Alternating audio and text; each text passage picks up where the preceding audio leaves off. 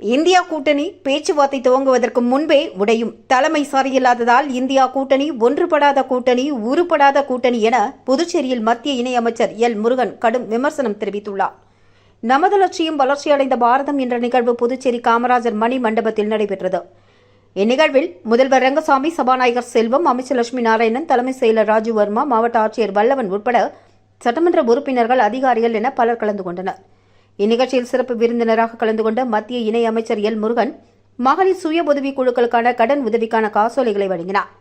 தொடர்ந்து நமது லட்சியம் வளர்ச்சியடைந்த பாரதம் என்ற உறுதிமொழியை எடுத்துக் கொண்டனர். பின்னர் மத்திய அரசின் மாதாந்திர நாட்காட்டிகளை வெளியிட்ட அவர் மோடி அரசின் சாதனைகளை விளக்கும் விழிப்புணர்வு வாகனத்தை கொடியசைத்து துவக்கி வைத்தார்.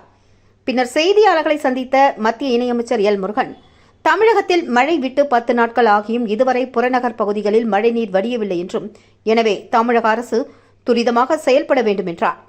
அவங்க அப்பம் விட்டு காசு கேட்கலையே என்று உதயநிதி பேசியிருக்கிறார் என்ற செய்தியாளர்களின் கேள்விக்கு பதில் அளித்த முருகன், மக்களுக்கான தலைவராக உதயநிதி ஸ்டாலின் வந்திருந்தால் இதுபோன்ற அவர் பேசியிருக்க மாட்டார் என்றும், அவர் ஒரு குடும்பத்திலிருந்து வந்ததால் தான் இதுபோன்று பேசியுள்ளார் என்றும், ஒரு மாநில அமைச்சர் என்பவர் தனது பொறுப்பை உணர்ந்து பொறுப்புடன் பேச வேண்டும் என்றும் கேட்டுக்கொண்டார். இந்தியா கூட்டணியில் உள்ளவர்கள் ஒருவருடன் ஒருவர் சேர்ந்து போட்டியிட முடியாத நிலையில் உள்ளனர்.